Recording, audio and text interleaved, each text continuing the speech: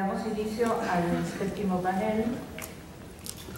En primer lugar, disertará el doctor Alberto Manuel García Lema. El doctor García Lema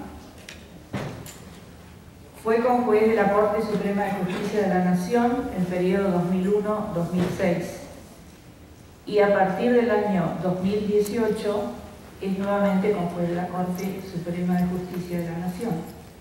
Es miembro del Instituto de Derecho Constitucional de la Academia Nacional de Derecho, ha sido Procurador del Tesoro de la Nación, Secretario de Coordinación del Gabinete de la Jefatura de Ministros, integrante de las comisiones de los acuerdos preconstituyentes en 1993 y de la Comisión de Coincidencias Básicas y redactora en la Convencional Nacional Constituyente de 1994. Es profesor de Derecho Constitucional de la Facultad de Derecho y de Instituciones de Derecho Público en la Facultad de Ciencias Económicas de la UBA. Ha publicado varios libros de su autoría o en colaboración y más de 100 artículos en revistas especializadas y diarios dentro del país y en el extranjero, seleccionados en plataforma digital www.garcialema.com.ar. El doctor García Lema disertará sobre exégesis del artículo 75, inciso 23 de la Constitución Nacional, las acciones positivas en materia de derechos humanos. Doctor García Lema, lo escuchamos. Muchas gracias a las autoridades de este encuentro que han tenido la amabilidad de invitarme a participar de este panel. Es un verdadero placer y compartir este momento con todos ustedes que son abogados en temas de derecho público y creo que el espíritu de esta reunión es ver cuáles son los instrumentos que pueden ser aplicables para ayudar a combatir la pobreza en nuestro país, que realmente he vivido, creo, por todos nosotros como una verdadera lacra y una verdadera situación inaceptable. Yo le voy a dar un enfoque un poquito más amplio que específicamente al tema del artículo 75, inciso 23 de las acciones positivas, porque quiero explicar muy rápidamente, ya que esto es un testimonio personal de circunstancias que he vivido, relativas a la reforma constitucional del 94. Y en ese sentido quiero decir de que, en rigor, la lucha contra la pobreza no estaba entre los fines de la reforma del 94, porque, digamos, era una cuestión que no tenía la importancia o la incidencia que puede tener en este momento. Igual hay un conjunto de elementos que voy a mencionar a continuación. Pero los grandes temas eran fundamentalmente la consolidación y perfeccionamiento de la democracia, porque ustedes tienen que pensar que los acuerdos preconstituyentes que dieron origen a la reforma, es decir, básicamente entre los dos principales partidos de la época, es decir, el Partido Justicialista y el Partido Radical, tenían todavía un problema que era, digamos, la subsistencia de sectores importantes de las Fuerzas Armadas y con algunos sectores civiles que constituían una amenaza para la democracia, para las instituciones democráticas, al punto tal de que mientras estábamos en este proceso tanto durante el gobierno de Alfonsín y en el momento en que se estaban dando los primeros aportes para generar lo que luego fueron parte de los contenidos de la reforma.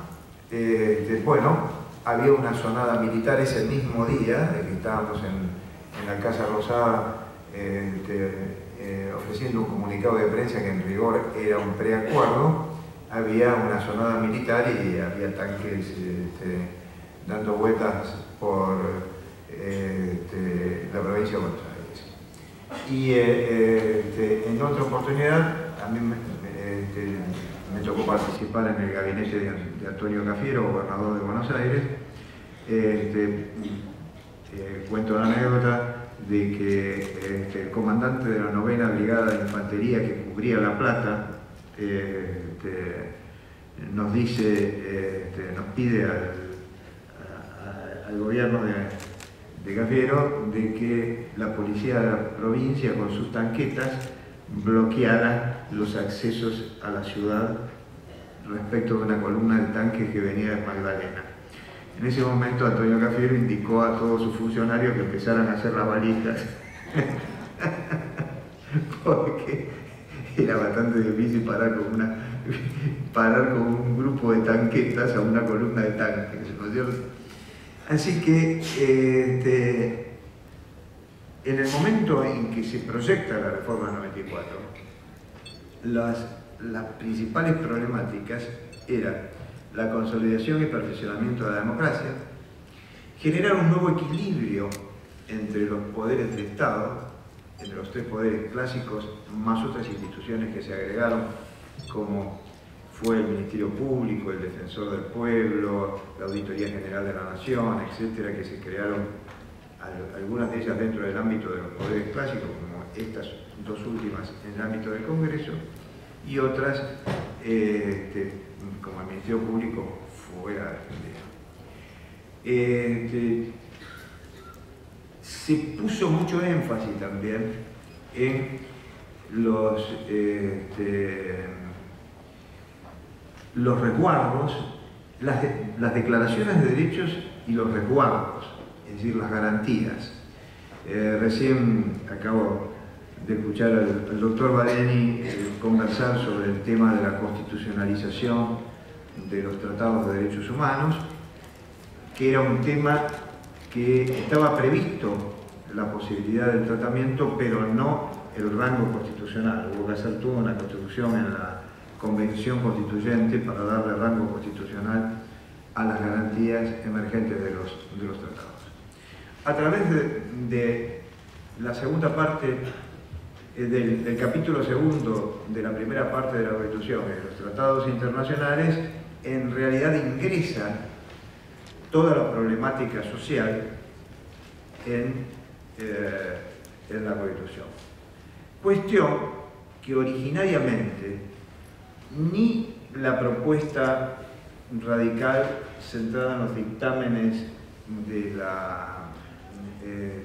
Consejo para la Consideración de la Democracia, que fueron los que pusieron en marcha este mecanismo entre 1986 y 1987, como la posición del Partido Justicialista posterior era no tocar los primeros 35 artículos de la Constitución, con lo cual, digamos, todo el plexo de derechos, de libertades y de derechos iba a permanecer incólume y solamente se iba a tocar la parte orgánica de la Constitución.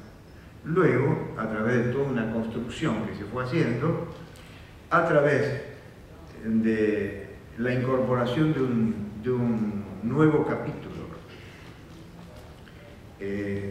a la primera parte de la Constitución, pero sin tocar los primeros 35 artículos, es decir, a partir del 36, que fue la cláusula de defensa de la democracia en adelante, digamos, empezaron a construir las afirmaciones de ciertos principios básicos. Y luego esto se completó con normas del artículo 75, es decir, de los poderes del Congreso, principalmente, y del rango constitucional de los tratados internacionales. Estaba también originariamente fuera de los acuerdos y fuera de las conversaciones el tema económico. Y aquí sí empiezo a entrar directamente en la temática para la que nos han convocado, porque yo creo que la cláusula del artículo 23, que en definitiva establece la igualdad de oportunidades, es decir, de alguna manera completa el principio de igualdad ante la ley que estaba en nuestra Constitución clásica, con un principio más moderno, pero que al que ya había llegado en buena medida la doctrina de la Corte, pero de cualquier manera se le da más envergadura en la reforma del 94, es un instrumento importante, pero en mi opinión es un instrumento subordinado a lo que podríamos llamar las bases del régimen económico y social de la Constitución. Quiere decir que más que analizar los problemas sociales a través de las normas jurídicas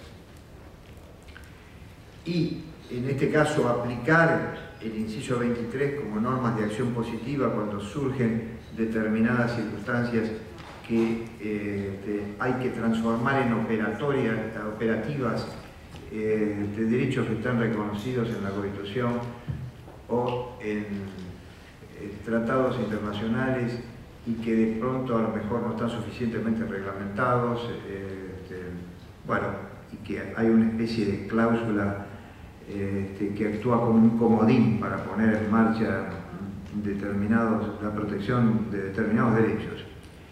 El problema de la lucha contra la pobreza para mí reside en el modelo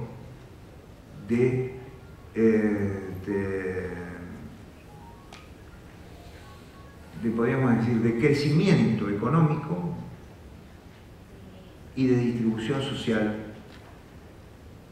que está previsto en los incisos 18 y 19 del artículo 75. ¿Qué se intentó hacer con la articulación de lo que podríamos llamar una cláusula para el nuevo progreso, o una cláusula que también se podría llamarse del desarrollo humano, o del crecimiento y desarrollo humano con justicia social, porque así comienza el 75, inciso 19, y al mismo tiempo resguardar la cláusula de lo que era antes el 67, inciso 16 de la Constitución de 1853-60 y que pasó a ser el 75, inciso 18 de la Constitución del 94. Primero tratar de trazar una continuidad histórica desde el punto de vista de la importancia que digamos, para las instituciones implica tener un propósito de bien común, tema que va a desarrollar seguramente con mucha enjundia nuestro querido amigo Alfonso Santiago. Pero, digamos, la cláusula alberdiana fue de alguna manera el proyecto del país desde 1853-60, yo diría hasta la década entre 1920 y 1930, en donde un conjunto de adversarios del sistema republicano, o al menos del sistema democrático, digamos, pusieron en crisis nuestra Constitución clásica. De allí, de cualquier manera, es importante que permanezcan, porque todo lo que fue el origen de la promoción industrial, por ejemplo, todos los mecanismos de promoción surgieron por aplicación de la primera, de la cláusula del inciso 18 y todavía están presentes porque esa cláusula se mantuvo. En el 94 ampliamos esa cláusula para permitir un sistema de desarrollo económico fundamentalmente basado en las pautas del federalismo de concertación y, digamos, y al mismo tiempo en pautas humanistas y de justicia social.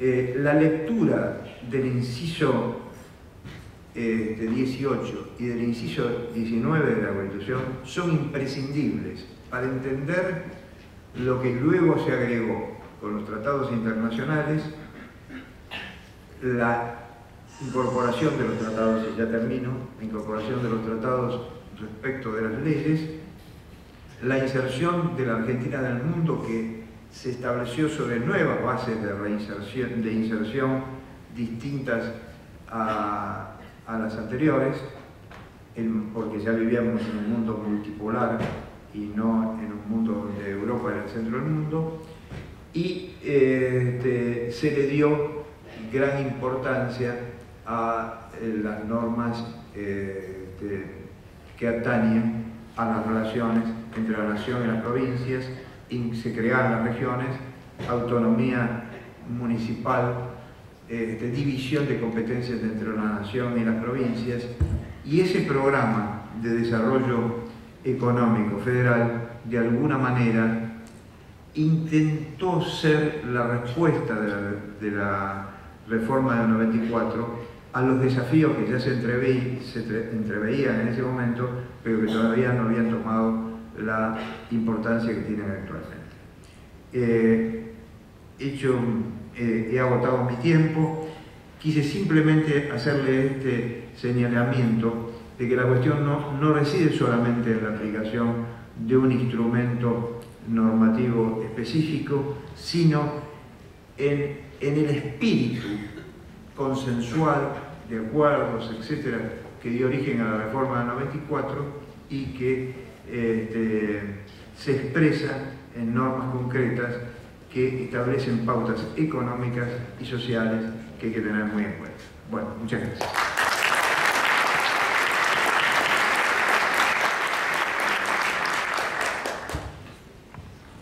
Seguidamente disertará el doctor Alfonso Santiago, que es abogado y doctor en Derecho, ambos títulos otorgados por la Universidad de Buenos Aires, profesor titular de Derecho Constitucional de la Facultad de Derecho de la Universidad Austral, de la que ha sido vicerrector de Asuntos Académicos de la Universidad Austral por el periodo 2011-2014.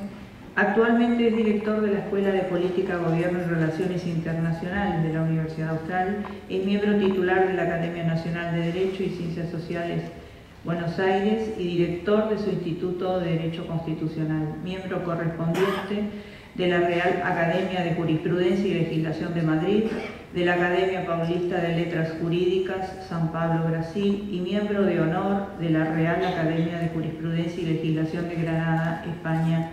Autor de 15 libros y más de 100 trabajos sobre temas de derecho constitucional en distintas revistas jurídicas nacionales e internacionales. Ha dictado clases y conferencias en universidades de Europa, Estados Unidos y América Latina.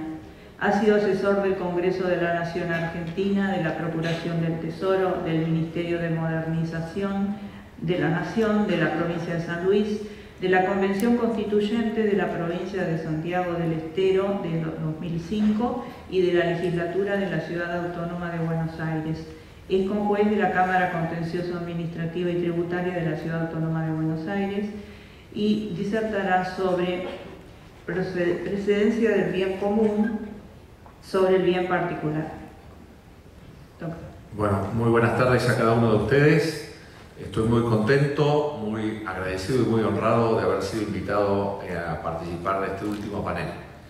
Quiero comenzar felicitando al Procurador General de la Ciudad, el doctor Gabriel Starloa, y a María José Rodríguez por darle tanta continuidad a lo largo de estos 7 años a un congreso tan importante como este Congreso Internacional.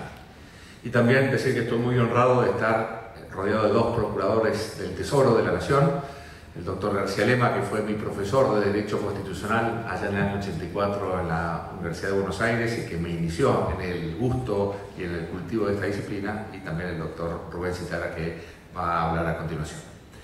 El tema que me asignaron es el principio de precedencia del bien común sobre el bien particular. Y yo me animaría a completarlo, precedencia no solamente sobre el bien particular, sino también sobre los intereses sectoriales.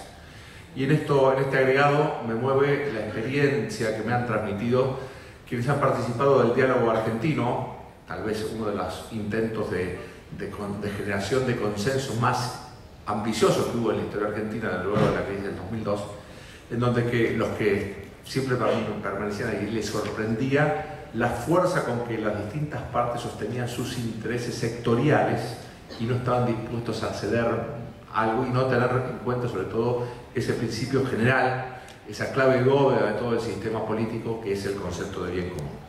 Es un tema del bien común al que he dedicado parte de mis investigaciones. Tengo un libro sobre bien común y derecho constitucional, y lo que voy a hacer ahora es intentar hacer una síntesis brevísima de muchos de los puntos que allí desarrollo. Voy a estructurar mi exposición en torno a 3 preguntas. ¿Qué es el bien común y qué fines y funciones cumple dentro del sistema jurídico y político? Si tiene siempre prevalencia sobre lo segundo es cómo se relaciona con el principio de la dignidad de la persona humana y los derechos humanos que ahí son su consecuencia. Y después si tiene siempre prevalencia o no sobre el bien particular. Bien. Vamos entonces a empezar definiendo o recordando una definición muy básica que seguramente todos ustedes recordarán de lo que es el bien común. El bien común político es el conjunto de circunstancias de distinta naturaleza, algunas materiales, otras espirituales, que favorecen el normal y pleno desarrollo tanto de la persona humana como de los grupos que viven en una comunidad política. Es bien porque satisface una necesidad. Es común porque todos ayudamos a conformarlo y todos disfrutamos de ese bien, o algunos estamos llamados a disfrutar de eso. Y es político porque cada uno de los grupos tiene su propio bien común, pero cuando hablamos del Estado tenemos que hablar de un bien general que es el bien común político. Ese bien común se compone de determinados bienes particulares o sectoriales que integran ese bien común. La seguridad pública, la salud pública, la educación pública, el cuidado del medio ambiente, la infraestructura, la estabilidad económica, son bienes que participan de ese conjunto que es el bien común como su totalidad. ¿Y qué funciones tiene? Simplemente repasándolas, ¿no? El bien común es la causa final del Estado, la clave de bóveda del Estado, aquello para el cual está. Dentro de la teoría realista, la causa final es siempre la más importante. Por lo tanto, el bien común es lo más importante en el ámbito político y el ámbito jurídico. Es también la finalidad de la ley. La definición clásica de ley dice que es orden de razón, racionalidad práctica, tendiente al bien común, dictada por quien tiene a cargo el cuidado de la sociedad. Por lo tanto, toda ley y todo el ordenamiento jurídico en su conjunto buscan como finalidad este bien común. Junto a eso es el ámbito de actuación del Estado. El Estado únicamente actúa y es legítima su actuación en el ámbito del bien común. El artículo 19 dice: las acciones privadas de los hombres que de ningún modo afecten el orden y la moral pública ni perjudiquen a un tercero están exentas de las autoridades de los magistrados y solo reservadas a Dios. Por lo tanto, ahí tenemos una división en 3 ámbitos. El ámbito de las acciones privadas, que exclusivamente benefician o perjudican a los propios sujetos, es excluida por completo de la autoridad de los magistrados. Un ámbito de perjuicio a terceros singulares, la afectación de terceros, y una afectación más mediata, más general, a bienes o comunes, que la Constitución habla del orden y la moral pública.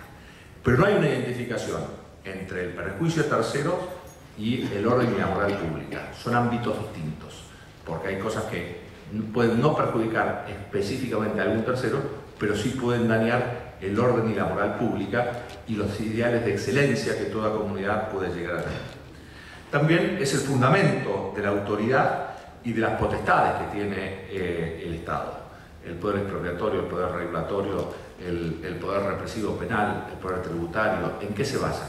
Se basan en que el Estado los necesita como medios para lograr gestionar ese bien común. A la vez podemos decir que es el objetivo de todas las políticas públicas. Hoy la política pública se define como aquella acción coordinada entre el gobierno, la administración pública, el sector, la sociedad civil y el sector privado de cara a la producción de bienes públicos. La educación, la seguridad, la salubridad son bienes públicos que se producen mediante la articulación dirigida desde el Estado, dirigida desde el gobierno para producir esos bienes públicos. Es a la vez, podemos decir, el ideal al que son convocados todos los ciudadanos. Esa frase tan interesante de Ortega y Gasset cuando decía, ¿qué es la nación? El proyecto sugestivo de vida en común. Y precisamente ¿cuál es ese proyecto sugestivo de vida en común? ¿Cuál es el proyecto sugestivo de vida en común? Generar el bien común, aquellas condiciones que nos van a planificar como persona y como sociedad. También es uno de los términos de las relaciones de justicia legal y de justicia distributiva. Hay una justicia conmutativa entre partes y hay relaciones de justicias entre los ciudadanos y la comunidad política del bien común. De modo ascendente, deberes de los ciudadanos hacia la comunidad, justicia legal, participación en los beneficios obtenidos de ese bien común, justicia distributiva. Por lo tanto, también ahí está. También dice Sagüez que es un valor jurídico síntesis. Cualquier intérprete del ordenamiento jurídico, cualquier intérprete o operador jurídico, tiene que tener una última mirada en su decisión, en su interpretación, desde este bien general de la comunidad. No solamente los derechos de las partes, no solamente los intereses que puedan llegar a tener, sino también esta mirada general desde lo que es conveniente para la sociedad. Y por último también podemos ver que es un principio jurídico. Y como principio jurídico, siguiendo a Alexis, podemos decir que es un mandato de optimización. A mí me gusta decir que no solamente es un mandato de optimización, sino un mandato de armonización. El mandato de optimización debe decir que hay que conseguir el máximo bien común posible. Y es cierto, eso, en esa perspectiva está. Pero también eso requiere de una armonización entre, como vamos a ver, entre derechos particulares, individuales, intereses sectoriales y el bien común en su general. Bien, yendo un poquito a la fundamentación de cómo se articula la segunda pregunta entre el bien común y los bienes particulares, hay en esto tres grandes corrientes o tres grandes posiciones básicas. El individualismo, que solamente ve el bien común como una suma de bienes particulares. El individuo es la única realidad concreta y existente, sus intereses son lo único real, y simplemente mediante la asociación o el pacto social inicial, va configurándose la sociedad. Pero no hay una vinculación originaria, ni hay una entidad de lo común que sea distinta de cada una de las partes. La sociedad sería como la arena, un conjunto de granos que se forman y que la integran. Bien, este es el individualismo más bien liberal, pactista, desde lo en adelante está ahí presente. En el otro extremo, ¿qué estamos? En el colectivismo. El colectivismo dice, la única realidad que existe como tal es el colectivo, el Estado, los individuos son meramente partes de esa totalidad. Algo de esto está en Aristóteles. Me gustan muchas cosas de Aristóteles, estoy intentando escribir un libro sobre los errores de Aristóteles. Y uno de los errores de Aristóteles es precisamente este son tan exacerbado que hace que las personas no fuesen, desde la sensibilidad contemporánea, sean simplemente parte de esa totalidad que es el Estado. Mucho más colectivista y dando fundamento a todo lo que ha sido el colectivismo de izquierda y de derecha, Hegel. Dicen en la evolución de la idea, las personas son insignificantes. Lo realmente decisivo, lo que manifiesta el ser, plenitud, son las comunidades y el Estado. Por lo tanto, hay un aplastamiento de lo individual y de lo personal. Y entre medio, una doctrina que puede ponernos distintos nombres, pero en el libro le pongo personalismo solidario, que por un lado hace de la persona el centro del sistema jurídico y del sistema político, pero esa persona es necesariamente social. tiene vínculos originarios y permanentes con la sociedad, integra grupos sociales e integra la sociedad no por una decisión exclusivamente personal, sino por propia naturaleza. Antes de cualquier opción ya está vinculado familiarmente, socialmente y políticamente. Y por lo tanto ese bien común no es simplemente agregado de bienes individuales, sino un bien de esa entidad mayor accidental que conformamos. Bien, por lo tanto tenemos para el personalismo solidario, que es, me parece, el paradigma conceptual al que adhiere nuestra Constitución, tenemos dos principios fundamentales que lo vertebran en su totalidad. Dignidad de la persona humana, primer principio, y bien común como fruto de esa complementariedad que tenemos las personas, que somos únicos y irrepetibles, pero complementarios, que interactuamos entre nosotros, nos vamos complementando y generamos bienes comunes hechos por todos o por buena parte de nosotros y llamados a ser beneficiarios o beneficiar a todas las partes. Bien, pienso que este es el ideal al cual adhiere la Constitución Nacional, que en su preámbulo enuncia una serie de bienes que tiene que constituir la unidad nacional, afianzar la justicia, promover el bienestar general y asegurar los beneficios de la libertad. Esto está ahí bastante asegurado. Hay que hacer tiene sentido una reflexión filosófica de esto, porque la Corte Suprema, en el año 37, al resolver el caso Quintero, dijo: el bienestar general que dice el preámbulo es el bien común de la filosofía clásica. Es una definición jurisprudencial que está en el caso Quintero, cuando se impugnaba si era legítimo o no que el Estado estableciera la indemnización por despido arbitrario. Y entonces, porque si ese avance sobre la libertad individual en el año 37 cuestionada, se fundaba en esa protección del bien común y la estabilidad laboral.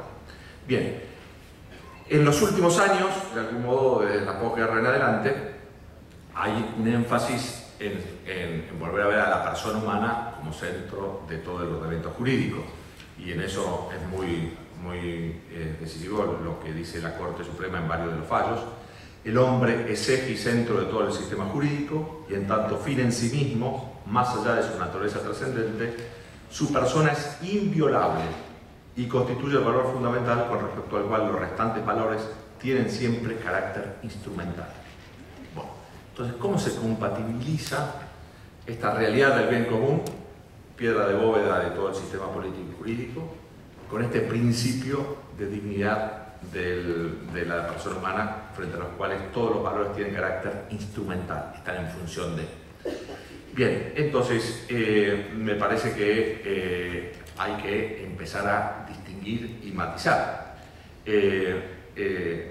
Diríamos, el bien común está estrechamente vinculado a muchas instituciones, la reglamentación legislativa y el carácter relativo a los derechos constitucionales, el poder expropiatorio, el estado de sitio, la doctrina de la emergencia, las revocaciones por razones de oportunidad, mérito e inconveniencia, las prerrogativas del propio poder administrador, todos tienen como base inmediata este concepto de bien común. Y entonces, a la hora de armonizarlos, me parece que hay que empezar a distinguir sobre todo entre dos grandes aspectos donde este principio de primacía del bien común sobre el bien particular es distinto. Uno son los derechos patrimoniales. En el ámbito de los derechos patrimoniales, este predominio del principio del bien común sobre bien particular es casi general. General, ¿por qué? Porque a través de la potestad expropiatoria, a través del principio de legalidad y de indemnización previa, podemos hacer operativo esta primacía sin violentar necesariamente la dignidad de la propia persona humana.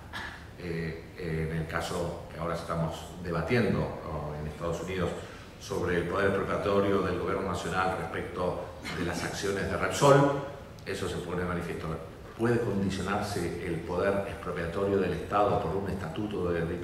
Bueno, el Estado argentino está sosteniendo que no, porque ese poder expropiatorio de carácter patrimonial es claro y un estatuto no puede obligar al Estado argentino a expropiar el 100%, si solamente considera que para el bien común alcanza con el 51%. Entonces, en materia de derechos patrimoniales, está claro que este principio de la primacía del bien común a través de la expropiación la indemnización previa, el principio de legalidad y la expropiación inversa puede operar fácilmente. Es más complicado cuando hablamos de libertades, del derecho a la privacidad, del derecho a la vida, del derecho a la salud, donde empiezan a jugar otro tipo de principios. Y entonces ahí es donde empiezan cada vez más los principios de razonabilidad, de protección del contenido esencial de los derechos, de la ponderación, de la prueba que tiene que hacer el Estado de ese interés más concreto y efectivo, empieza a jugar un valor muy grande. Y simplemente para ir aterrizando en temas bien concretos, se me ocurren 3 o 4 puntos que había preparado, pero por el tiempo vamos a enunciar y desarrollar mínimamente. Fallos recientes sobre el tema de la vacunación. Objeción de un padre que no quiere vacunar a sus hijos. ¿Puede el Estado, por el bien común, obligarlo a esto? Pienso que sí, y coincido con un fallo de este año, del principio de año, de la jueces de la Cámara Civil, que dicen los jueces entendieron que la decisión de no aplicar las vacunas trasciende la esfera de la privacidad garantizada por el artículo 19 de la Constitución, ya que involucra la salud pública y sus consecuencias se proyectan directamente hacia terceras personas. Este doble nivel de proyección. Personas concretas, pero también la salud pública. En este sentido, el Estado no puede interferir en las decisiones médicas que los padres prefieran para sus hijos menores de edad, a menos que existan razones fundadas que así lo justifiquen. Existe análisis de ponderación y donde el Estado tiene que mostrar ese interés efectivo que tiene. Dice, la aplicación compulsiva del plan de vacunación obligatorio, tanto de la derogada ley 22.099 como de la actual 27.491, cumple adecuadamente con esa exigencia constitucional, pues resguarda la salud del niño involucrado, protege la eficacia del propio sistema de salud y con ello los intereses de la comunidad en su conjunto. Por lo tanto, el test a criterio de los jueces y en decisión que yo comparto, ahí el bien común también prevalece sobre lo que podría ser el interés o la decisión de los padres. Después también indudablemente el tema del espacio público es otro de los lugares donde hay tensión entre el derecho de expresión, el derecho de protesta y el bien común, y en eso simplemente querría remitir o citar la opinión de Sagüez. Dice, los espacios públicos no son tierra de nadie, res nullius, sino de toda la comunidad, res communis. Un grupo de personas no puede válidamente ocuparlos cuando quiera, como quiere y cuanto quiera, sino que resulta absolutamente constitucional que el Estado reglamente dicho derecho de reunión o de libre expresión. Bueno, y hay un caso de la Cámara de Casación Penal, Marina Schifrin, en donde la Cámara confirma la constitucionalidad del artículo 198, que tipifica como delito la obstrucción y el entorpecimiento del normal funcionamiento de los transportes por tierra, agua o aire, ¿no? Limitando el alcance de este derecho de manifestación. Entonces ahí hay otra tensión en donde hay distintas opiniones. También el derecho de huelga y los servicios públicos esenciales, particularmente el tema de la educación, el derecho de huelga y el derecho de educación, donde me parece que hay que reequilibrar estos valores en tensión y en donde el tema de bien común y el de interés público y el bien de la comunidad en general debería ser más privilegiado. Entonces, en definitiva, este concepto de bien común, sobre el cual vale la pena reflexionar y profundizar, puede inspirar, motivar y alentar a los servidores públicos, en particular a los abogados del Estado, que tienen a su cargo la defensa no solo del Estado, sino también del bien común político. Hay que distinguir, no es lo que se les encomienda a la abogacía pública, no solamente es el de la defensa del Estado como persona, del interés que puede tener como tal, sino fundamentalmente la defensa del bien común político. Por lo tanto, la reflexión y la internalización de este concepto tan rico puede inspirar y motivar la acción de ustedes todos los días. Muchísimas gracias.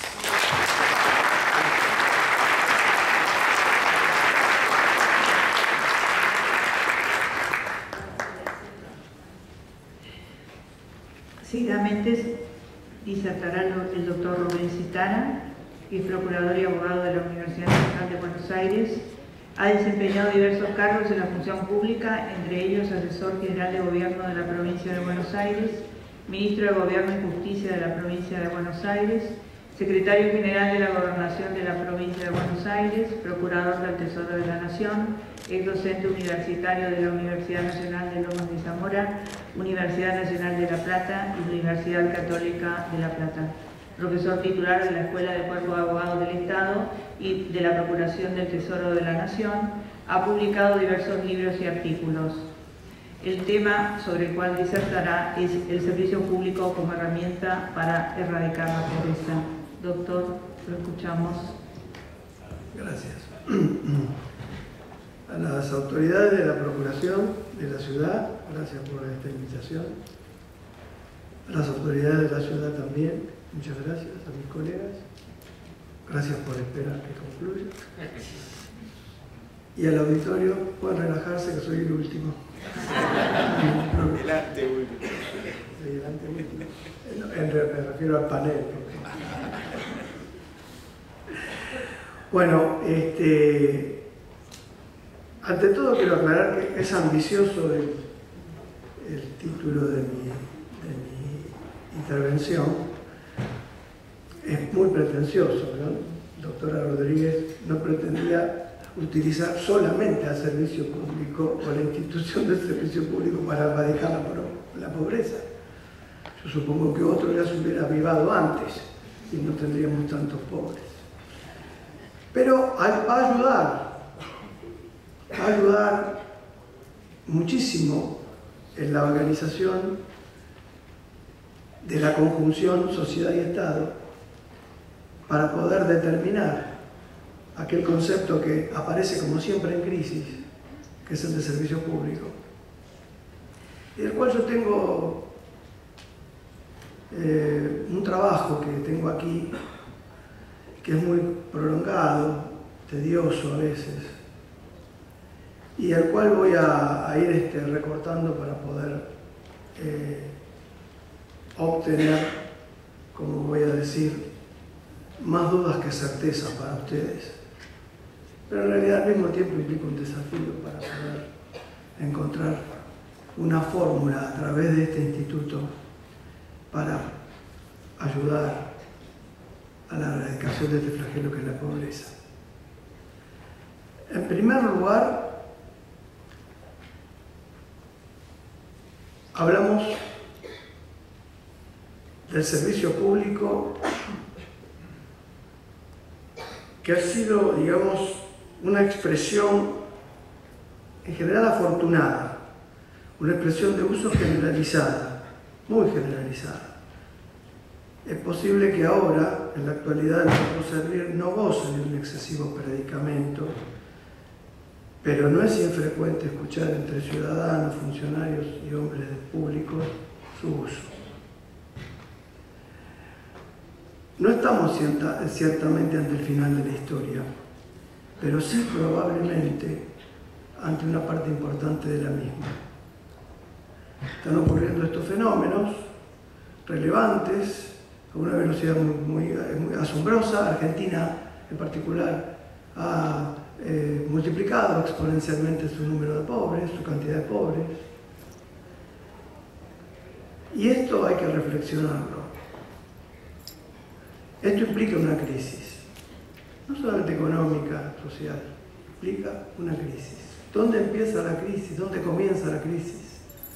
Es la crisis del viejo servicio público del que tanto hablaba también la doctrina francesa. Yo en este trabajo, que después voy a darle a la doctora Rodríguez para publicar, estoy en el ringside de Dubuis y de Bourdieu. Y por ahí empiezo por Solón, aquí no está, cuando le preguntan si era aquella constitución de Esparta, de Atenas, la mejor que podía tener Atenas, lo mejor que pueden soportar los atenienses. Y con esta institución de servicio público pasa algo parecido. ¿Dónde está la crisis? Hay que buscarla en cada contingencia política, en cada coyuntura social.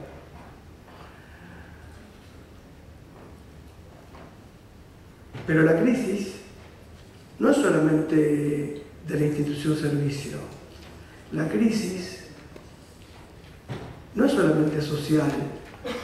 La crisis es moral. Hoy yo puedo afirmar, quiero afirmar, no es que puedo, necesito afirmar que la crisis es moral y que no es nueva.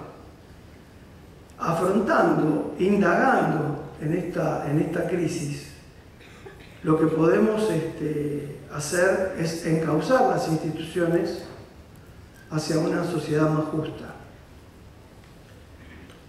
Fíjense, me gusta mucho este relato que hace el profesor Jesús González Pérez.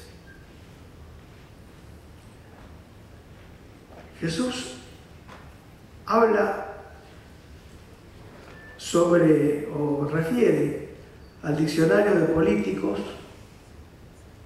o verdadero sentido de las voces y frases más usuales entre los mismos, escrito para divertimento de los que ya lo han sido y enseñanza de los que aún quieren serlo, si es que hay quienes quieren serlo. Voy a reservarme el momento de publicación de este diccionario, porque cuando aparece la palabra moralidad en él,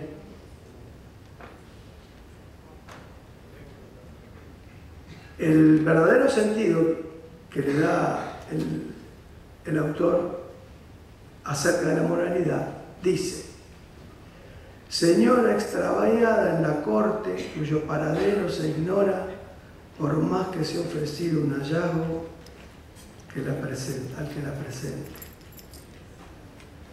Los que más aparentan buscarla le cierran una puerta cuando se presenta en sus casas y aburrida de tanto desprecio, dicen que va peregrinando ahora por los pueblos pequeños acompañada de su hermana, la justicia. Tan despreciada como ella, probablemente tendrán que emigrar pronto de España si no quieren morir de una sofocación. Esto es de Rico y Amado, del año 1855.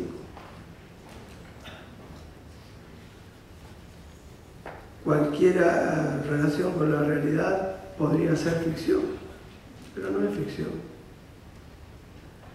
Más allá de la época, de la ilustración, del contexto, hoy en este mundo occidental, en general, que dista mucho de ser el de ayer, hay que convenir, no obstante, que estamos viviendo un momento en que las sociedades occidentales se ven complicadas por esta crisis interna y externa de valores.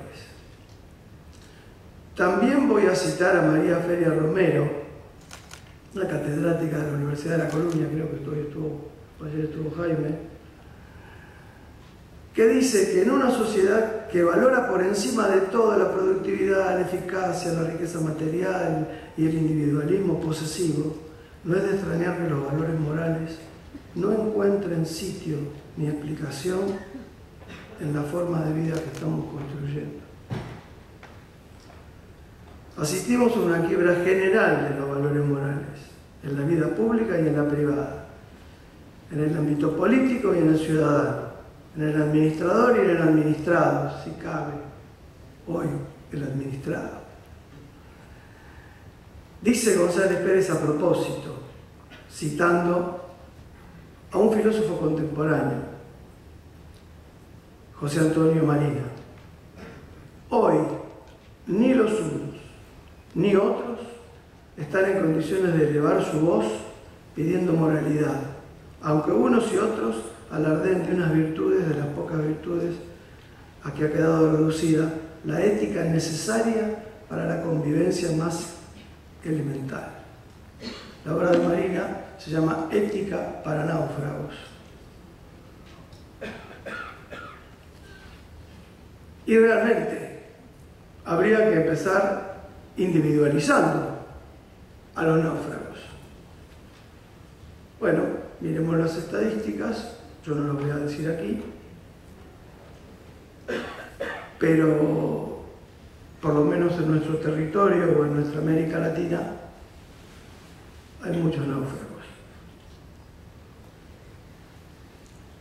En esta intervención trataré de ver, en lo que me queda, que no es mucho, qué es lo que el servicio público es y qué significa o significó para el derecho, pero también lo que significa para el futuro, lo que podría llegar a significar. ¿Qué tipo de herramienta podemos atribuirle a la organización del servicio público?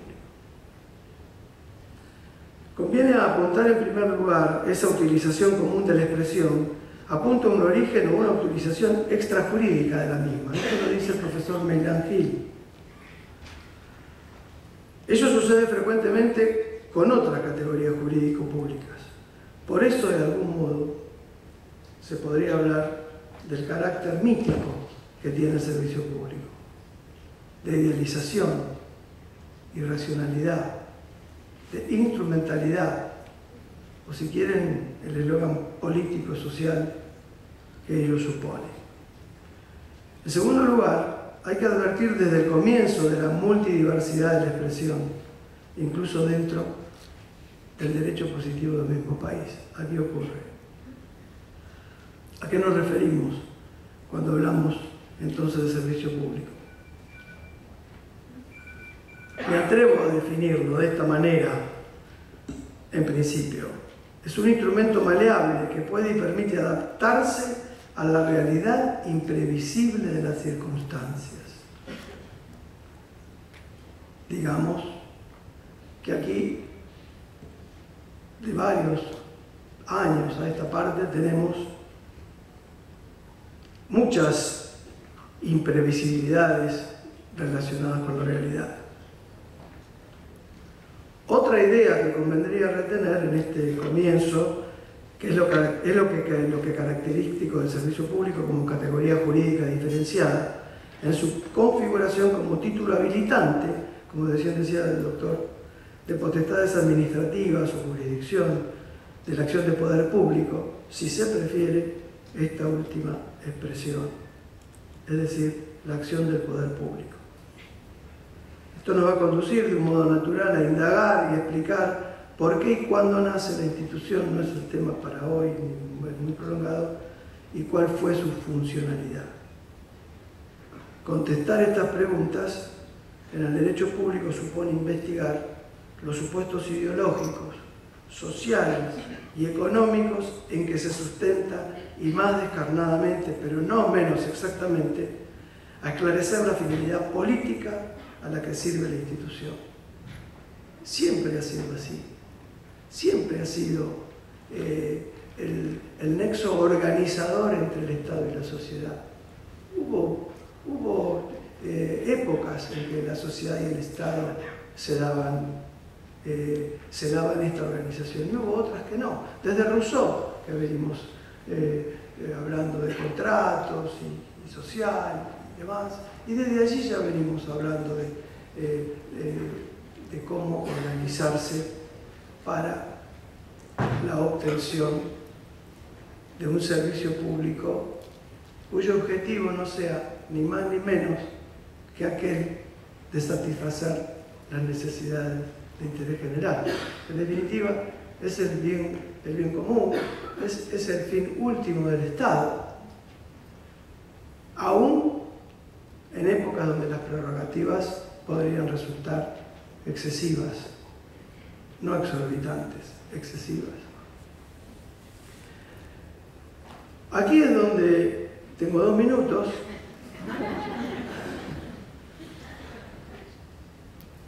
Aquí es donde a mí me gusta, de cómo se articula, donde me gusta traer a jugar a un profesor alemán, Ernst Forster, aunque también a Otto Meyer. Porque aquí, hoy, con todo esto que traté de explicarlo así, como pude, brevemente, porque toda esta conjunción de la situación política, la situación social, la situación económica, más que situación, el plexo normativo de cada una de estas, encaja perfectamente en lo que pensaba Forster hace mucho tiempo, que no está mal traerlo nuevamente. Lo que quiero traer es el concepto de asistencia vital. ¿Qué es el concepto de asistencia vital? Este concepto permite encajar el conjunto de prestaciones llevadas a cabo por la administración. Realmente, el ámbito de asistencia vital excede con mucho el campo del derecho administrativo y comprende algunas funciones estatales que tradicionalmente y con buenas razones son asignadas a otras disciplinas científicas, como el derecho económico, el derecho del trabajo, el derecho de la seguridad social, etc. Pero esto no constituye un argumento contra la aplicación de este concepto en el derecho administrativo.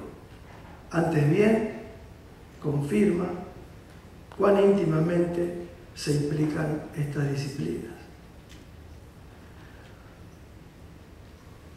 Todas las prestaciones llevadas a cabo por la administración en favor de los ciudadanos son formas de asistencia vital. Esto decía Forster. Esto es lo que me gusta traer. Efectivamente, a mí me da esa sensación hoy. Son formas de asistencia vital.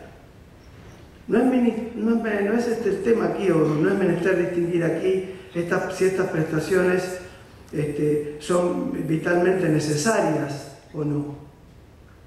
El hombre está vinculado en tan elevada medida a determinadas prestaciones como el agua, la electricidad, el gas, los medios de transporte, etcétera, lo que parece que es fácil reconocer como servicio público, que no tiene margen para elegir si quiere aceptarlas o no. Mientras que todavía depende de su arbitrio, y hoy por hoy con muchas limitaciones, asistir a los medios oficiales de enseñanza o tratar su salud mediante los efectores del sistema público. Pero el derecho no puede renunciar o considerar si las prestaciones son más o menos apremiantes. No puede renunciar, insisto, en considerar si las prestaciones son más o menos apremiantes, pues puede considerarse obvio que la asistencia de la administración pública no necesita limitarse a las necesidades elementales del hombre. Parecía restringido, sin embargo, termina amplio. Es como las dos caras de una misma moneda. No es restringido por ser alemán. Todo lo que acontece, dice Forster, todo lo que acontece del lado de la administración para poner en el disfrute de prestaciones útiles a la generalidad o a un sector de personas definido por características objetivas, es asistencia vital. Y termino. Tiempo cumplido. Esta afirmación es susceptible de inversión. Toda asistencia vital pública, en este sentido, es administración pública, porque administra lo del común, viejos conceptos para odres nuevas, independientemente de la forma en que se ejerza. La actividad del Estado para sus fines constituye, por su naturaleza, administración pública. Remata Mayer. Y yo remato diciendo que si el doctor Hutchinson parafraseó a Discépolo hace un ratito, yo también me voy a permitir hacerlo. Al uso nostro. Cuando no tengas ni fe, ni hierba de ayer, secándose al sol, es porque algo falló. Gracias. Le agradecemos